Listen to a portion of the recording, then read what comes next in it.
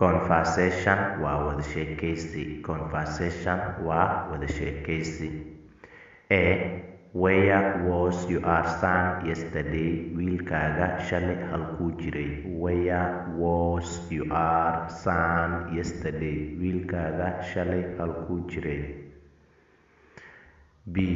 I sent him waxaan u diray to visit inuu booqdo his auntie sick eedadiisa xanuunsan. I sent him waxaan u diray to visit inuu booqdo his auntie sick eedadiisa xanuunsan. A. Okay, waa yahay.